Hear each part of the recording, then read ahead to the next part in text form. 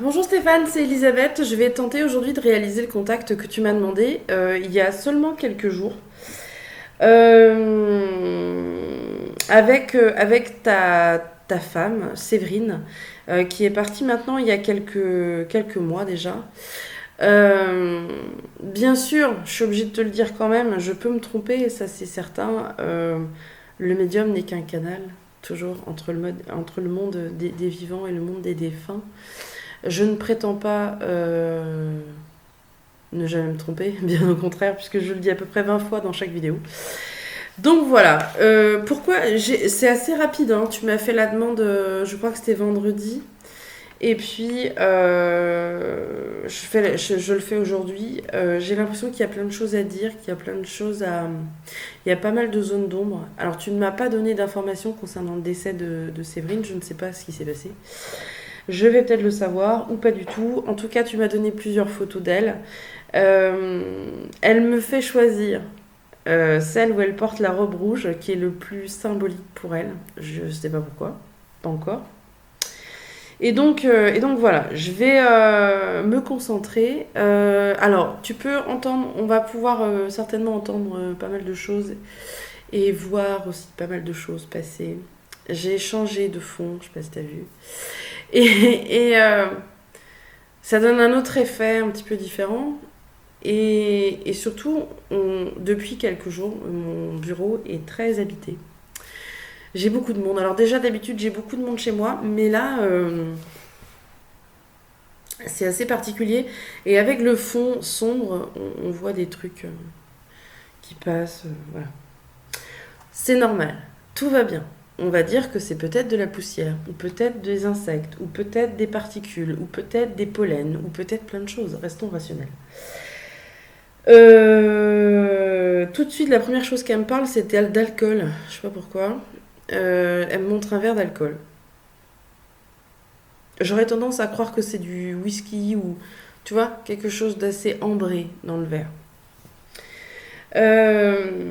Ensuite, il y a un gros décalage entre la photo que tu m'as envoyée et elle. Parce que sur la photo, elle est très souriante, elle est très avenante, elle est très belle, c'est une très belle femme. Et l'image qu'elle me renvoie d'elle, c'est plutôt l'image d'une femme qui est fatiguée, épuisée. Son corps est vidé, j'ai une impression de vide.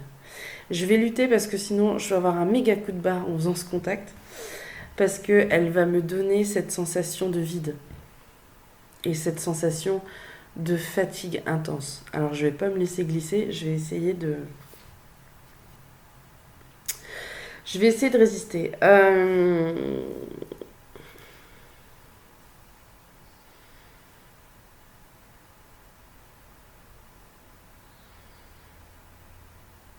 Alors, elle est partie en février. On est arrivé au mois d'octobre. Et bizarrement, j'ai l'impression qu'elle n'a pas beaucoup évolué, entre guillemets. C'est-à-dire que je sens que c'est encore fragile, finalement, dans son évolution. On me dit, t'as pas coupé le son. C'est vrai, j'ai pas coupé le son. Pense à tout. Euh, j'ai un corps c'est très compliqué. J'ai l'impression qu'elle a gardé tout pour elle pendant très très longtemps et qu'il y a eu une espèce d'accumulation qui s'est pesante même, qui s'est mis en place comme ça tout le temps. Et pourquoi elle me dit elle est fatiguée, elle est épuisée. J'ai l'impression d'avoir un poids sur les épaules, comme si elle avait des responsabilités importantes, comme si beaucoup de monde dépendait d'elle. Euh,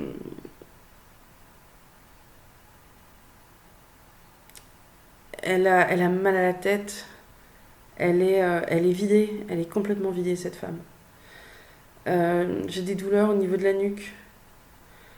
Elle me dit pardon, pardon, pardonne-moi.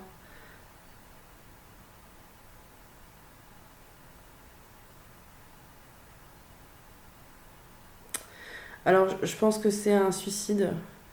J'aime pas beaucoup faire les suicides, mais c'est pas grave. Euh, c'est peut-être pour ça qu'elle me montrait l'alcool. Je vois une table avec... c'est comme si je voyais une table ronde à côté d'un canapé. Et elle est assise dans ce canapé et je vois des plaquettes de cachet, papier argenté, des cachets. Elle me dit que c'était un mercredi. Elle me dit que tu étais partie, tu étais en déplacement ou quelque chose comme ça. Je vois une gare, je vois des trains. T'as dû prendre le train. Euh, elle me fatigue là. Elle pouvait plus rester. C'était plus possible. Ça pouvait pas continuer. Ça pouvait pas. Ça pouvait pas continuer comme ça. Elle en peut plus. Mais elle en peut vraiment plus. Alors j'ai l'impression qu'elle a pris sur elle pendant longtemps. Et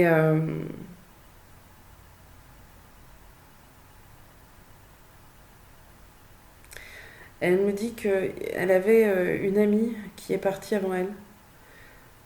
Euh, j'ai l'impression que cette personne, ça a été comme un espèce de déclencheur. J'ai très très froid.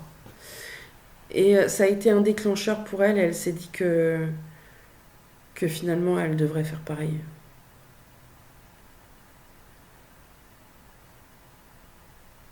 Elle pensait plus qu'à ça. Tu vois, c'est compliqué à comprendre, mais quand on est dépressif et quand on commence à avoir des idées suicidaires, on ne pense plus qu'à ça. C'est notre seul objectif. C'est la seule raison de vivre. C'est l'aboutissement. C'est le passage à l'acte. C'est terrible hein, de comprendre ça, mais elle, ça faisait longtemps qu'elle pensait à ça. Et elle est vraiment désolée de son geste finalement. C'est souvent comme ça. Hein. Je vais pas dire toujours parce que ça serait bête de dire que c'est toujours comme ça. C'est pas toujours comme ça, mais très souvent, une personne qui se suicide et qui se donne la mort, elle ne voit que cette issue-là. C'est-à-dire que elle ne va voir que l'objectif. C'est comme si tu étais dans une espèce de tunnel où la seule chose que tu vois, c'est ça. C'est une obsession. Ça devient une obsession. Et l'instant d'après, la seconde d'après, c'est tout le regret, les remords, pourquoi, etc. Tu vois, c'est terrible. Hein. C'est une idée qui germe dans notre psychisme et dans le mental, qui tient un rôle finalement tellement important pour nous tous. Et une fois que cette graine, elle est placée, c'est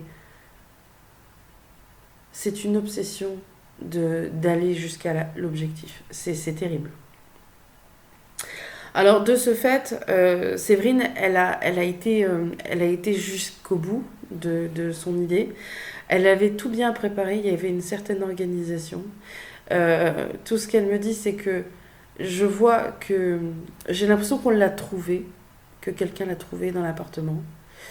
Bizarrement, je la vois dans une baignoire, je sais pas pourquoi. Euh, et je pense que, tu sais, la photo que tu m'as donnée avec la robe rouge, je pense que c'est assez symbolique parce que tu avais très envie que je te le dise. Alors je vais te le dire. Sur la photo, la robe qu'elle porte, elle le portait aussi le jour où elle s'est donné la mort. Parce que c'est la même robe, j'ai l'impression.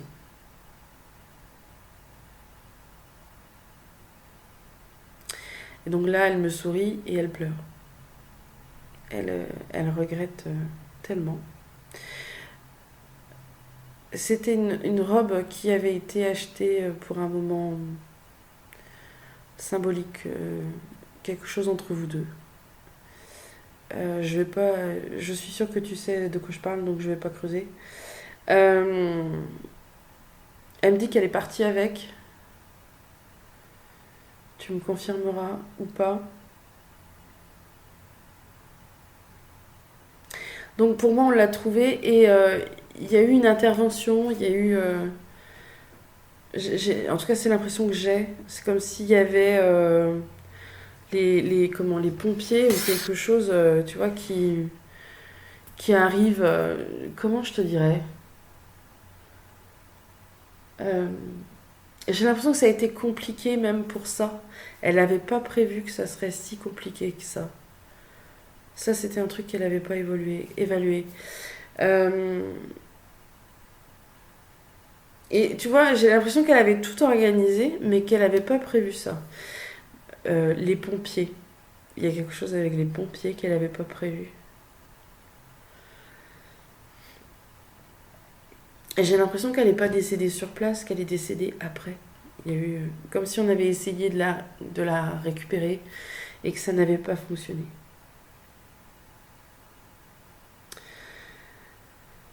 Elle me dit, ça faisait longtemps qu'elle n'était pas sortie, qu'elle ne faisait plus rien, qu'elle... tu vois, je pense que c'est là où la culpabilité est énorme pour toi. C'est peut-être parce que tu n'avais pas saisi l'ampleur du problème, tu n'avais pas saisi qu'elle allait vraiment mal, parce qu'elle a tellement l'habitude de garder tout pour elle, que finalement t'as pas vu qu'elle allait pas bien finalement quoi. Parce qu'elle me disait qu'elle pouvait plus courir. Euh, elle avait du mal à courir. Je, je te répète juste, hein, après je peux me tromper hein, bien sûr, mais... Alors, elle m'a montré deux enfants déjà tout à l'heure. Je pense qu'il y avait fille-garçon.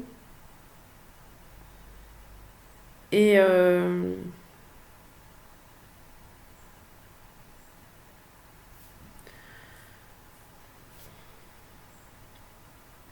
elle me donne un coup de barre, c'est affolant. J'ai les yeux qui se ferment. Euh,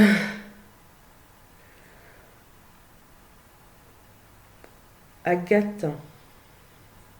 Tu sais, j'ai une impression qui est assez bizarre, mais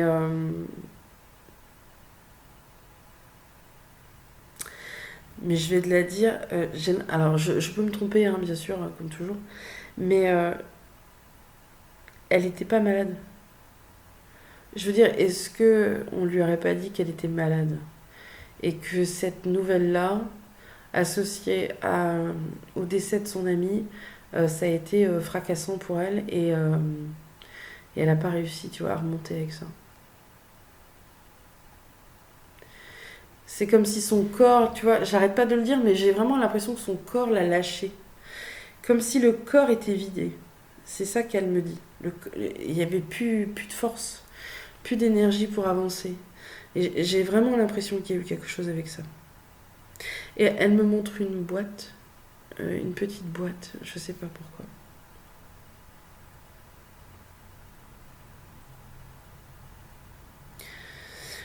Alors, tu l'as quitté, je t'ai quitté, il y a quelque chose avec quitter. Euh, j'ai plein d'informations qui me viennent. Il va falloir que je réussisse à faire le tri. Elle me parle aussi de sa mère.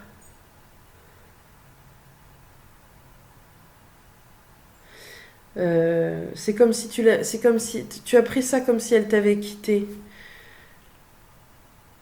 Je pense que c'est ça qu'elle essaie de me faire comprendre. Euh, il va falloir que tu comprennes pourquoi. Tu vois, j'ai l'impression que c'est ça que tu n'arrives pas à saisir. Euh, tu peux pas excuser son geste parce que tu le comprends pas. Tu comprends pas ce geste-là. Et il va falloir que tu fouilles au niveau médical. Parce que je pense qu'il y avait vraiment quelque chose au niveau médical et qu'elle n'avait plus le courage d'avancer. Tu vois. Et il faut pas que tu te culpabilises, toi, de ne pas avoir vu les choses. Je pense que tu es quelqu'un qui vit beaucoup, beaucoup dans sa vie professionnelle. Et tu t'appuyais beaucoup sur ton épouse. Comme on dit, derrière chaque homme qui réussit, il y a toujours une femme. Et je pense que chez toi, ça se vérifie beaucoup. Et que de ce fait, tu n'as peut-être pas pris conscience de beaucoup de choses. Et aujourd'hui, forcément, c'est très compliqué d'accepter. Euh, pour autant, il ne faut pas se dire que c'est de ta faute. Bien sûr, c'est toujours compliqué, je sais. Mais c'était une idée qui était en tête depuis longtemps. Et, euh, et je pense que son envie aujourd'hui, c'est que tu prennes le relais, entre guillemets, avec tes enfants. Surtout pour Agathe, parce que c'est une petite fille qui a besoin de...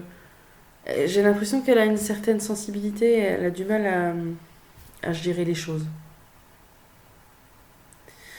Donc je t'encourage, tu vois, il faut l'accompagner dans cette démarche pour qu'elle puisse réussir à s'en sortir, tu vois. Je suis sûre que tu vois.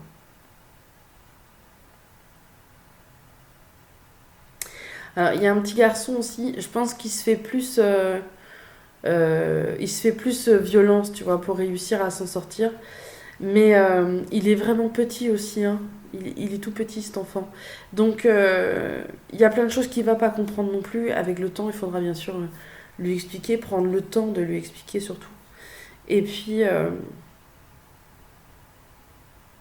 prendre du temps en fait avec lui. Je vois, elle me montre maintenant comme un plan d'eau, un lac ou quelque chose.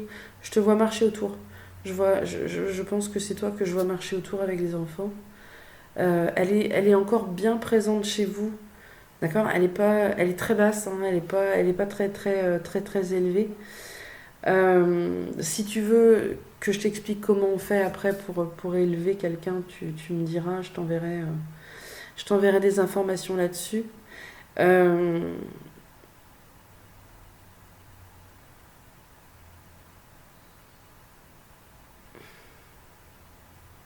je sais pas pourquoi elle me dit qu'elle a pas eu de messe.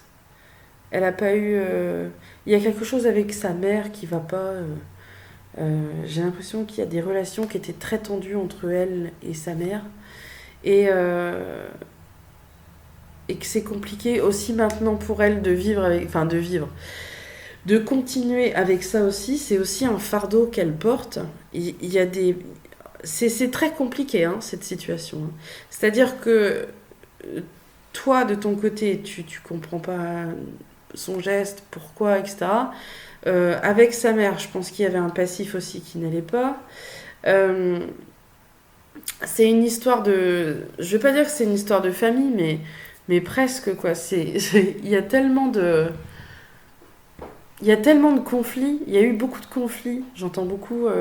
Même, je pense que Séverine avait une sœur aussi, où ça clashait pas mal. Je pense elle a fait beaucoup pour les autres, elle a beaucoup arrondi les angles, elle a donné beaucoup de son temps pour que tout se passe bien, et elle n'avait pas forcément le retour. Alors, d'admettre que elle, à un moment donné, elle allait pas bien, c'était pas concevable pour elle, du tout. Elle était tellement à l'écoute des autres elle savait pas comment faire pour qu'on l'écoute.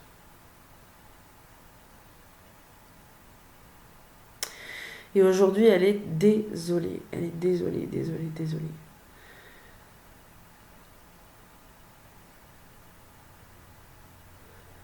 Elle refusait, tu vois, c'est ça que je comprends pas. Elle me dit, je refusais de me voir diminuer. Il va falloir que tu cherches, cherche sur le plan médical s'il n'y avait pas quelque chose, parce qu'il y a quelque chose qui tombe pas.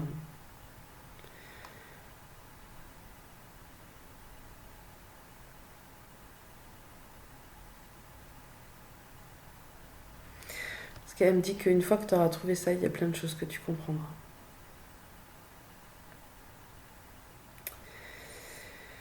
Donc je ne peux que te dire ça. Il va falloir que tu cherches. Maintenant, elle me donne très mal à la tête. Euh,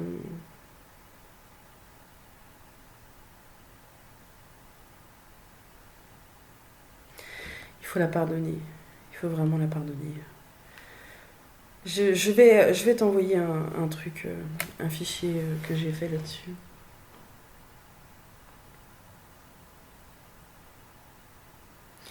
Et il faut que tu arrêtes de pleurer, Stéphane.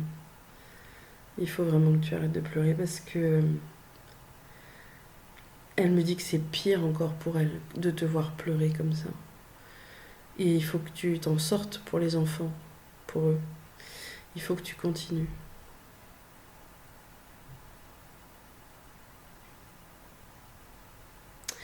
Je vais m'arrêter par là, Stéphane, parce que euh, elle a envie d'arrêter. Et je sais que c'est terrible ce que je dis, mais euh, je sens, tu vois, elle va se murer dans le silence dans 2 secondes.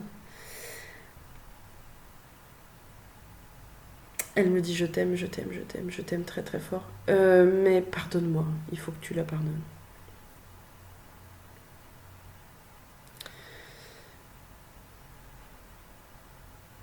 Et elle me montre comme un couloir avec un hall d'entrée.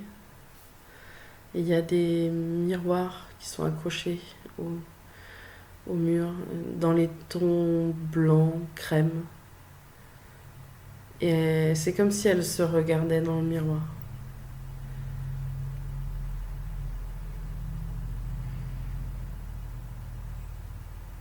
Tu as dit qu'elle était belle, pour ça qu'elle me montre ça.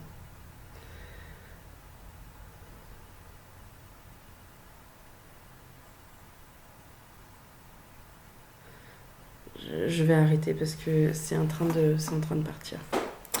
Je vais, euh, je vais remercier vraiment Séverine pour son contact. Et puis, Stéphane, je vais rester à ta disposition si jamais tu as besoin d'échanger. Parce que je pense que tu as vraiment besoin d'échanger. Et que tu as vraiment besoin de soutien. Alors, tu sais, tu peux très bien me contacter par mail. Je répondrai toujours, même si je prends du temps, c'est vrai, pour répondre. Euh, j'ai la sensation qu'il faut que je t'aide, que je sois présente. Alors, je vais pas te forcer, bien sûr, puisque c'est toi qui seras le décideur, c'est toi qui décides, c'est toi qui vois. Mais si jamais tu as besoin d'aide pour comprendre certaines choses que j'ai dites dans cette vidéo, je serai à ta disposition. Si tu as besoin qu'on en parle plus longuement, je serai aussi à ta disposition. Et si tu as des questions sur tout ça après, l'après, comment ça se passe après, je serai là aussi. Je vais, euh, je vais t'envoyer un mail avec tout ça et puis avec le fichier aussi correspondant dont je t'ai parlé dans la vidéo. Et puis je te remercie vraiment, en tout cas, de m'avoir confié ce contact. Et, euh, et on en reparle ensemble, quand tu voudras, quand tu seras prêt. Je serai là pour en parler avec toi. Je te remercie, je te souhaite beaucoup de courage, surtout. Et puis, à très bientôt. Salut.